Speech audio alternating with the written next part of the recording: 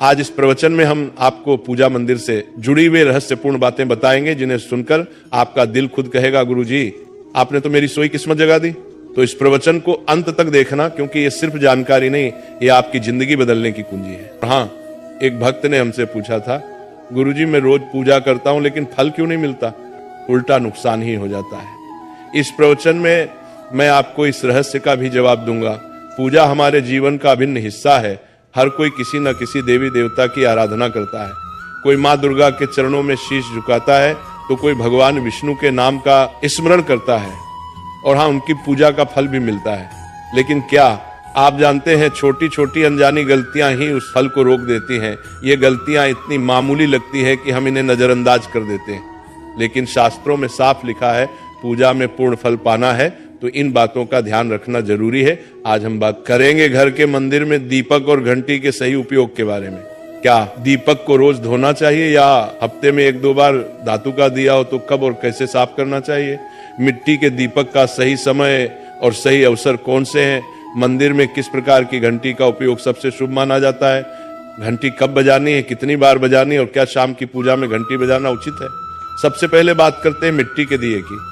ये साधारण सा दिखने वाला दिया वास्तव में शुद्धता और पवित्रता का प्रतीक है। दिवाली हो, कोई धार्मिक पर्व हो, या फिर कोई बड़ा अनुष्ठान, मिट्टी का दिया जलाने का अपना ही महत्व है। घर के मंदिर में या दरवाजे के पास जब इसे जलाया जाता है तो ऐसा लगता है मानो लक्ष्मी माता खुद आपके आंगन में प्रवेश कर रही हो। लेकिन ध्यान दीजिए, जब ये दिया मंदिर में रखा जाता है तो इसके नियम बदल जाते हैं। मिट्टी का दिया एक बार जलाने के बाद दोबारा मंदिर में नहीं रखना चाहिए। हर बार नया मिट्टी का दिया ही उपयोग करना शुभ माना गया है। ऐसा करने से वास्तु दोष दूर रहता है और घर में बरकत बनी रहती है। अब आगे इस प्रवचन में हम जानेंगे मंदिर की घंटी से जुड़े हुए रहस्य, जो शायद आपको पहले कभी नहीं बताए गए। अब आते हैं धातु के दियों पर। आपने देखा होगा कि लोग पीतल या तांबे के दिए इस्तेमाल करते हैं। ये न केवल सुंदर होते हैं, बल्कि इनका धार्मिक महत्व भी अत्यंत गहरा है। लेकिन इन्हें सिर्फ जलाना काफी नहीं है, इनकी शुद्धि भी उतनी ही जरूरी है। इन्हें रोज धोकर, खासकर गंगा जल से साफ करना चाहिए। गंगा जल से धोने पर दिया पवित्र हो जाता है और घर में सकारात्मक ऊर्जा चारों ओर फैल जाती है। अगर आप हफ्ते में केवल 1-2 बार इन्हें साफ करते हैं तो ये पूरी तरह से शुद्ध नहीं हो पाते। इसलिए इसे अपनी रोजाना की आदत बना लें। और अब आते हैं घर के मंदिर की घंटी पर।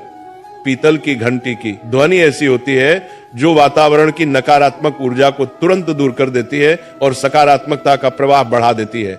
लेकिन इसे कभी भी दक्षिण दिशा में ना रखें, यह अशुभ माना जाता है। घंटी को हमेशा पूजा स्थल के पास या मंदिर के प्रवेश द्वार पर रखें। सबसे शुभ घंटी वह होती है जिस पर गरुड़ की नक्काशी हो। इसे गरुड़ घंटी कहते हैं और इसे अत्यंत पवित्र व फलदायक माना गया है। अब सवाल आता है, घंटी कितनी बार बजानी चाहिए? भोग लगाते समय घंटी को 5 बार बजाएं। ऐसा करने से भगवान भोग को जल्दी स्वीकार करते हैं। पूजा के दौरान घंटी को जोर जोर से या लगातार नहीं बजाना चाहिए, सिर्फ 3 बार बजाना ही उचित है। घंटी को हमेशा दाहिने हाथ से बजाएं और इसका मुख पूजा स्थल की ओर होना चाहिए। याद रखिए, घंटी को सुबह की पूजा में ही बजाना शुभ माना गया है। शाम की पूजा में घंटी बजाने से बचना चाहिए, क्योंकि शास्त्रों में इसे उचित नहीं माना गया। इन नियमों का पालन करने से आपका पूजा पाठ कई गुना अधिक फलदायक और प्रभावी हो जाएगा।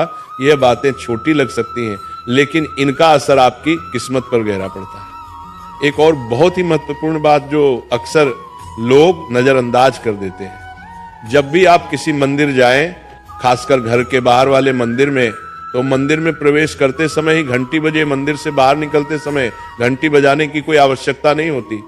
जब आप घंटी बजाते हैं तो ये सिर्फ आवाज नहीं होती, ये भगवान को दिया गया संकेत होता है, प्रभु मैं आपके द्वार पर आ चुका हूं, आपकी शरण में हूं।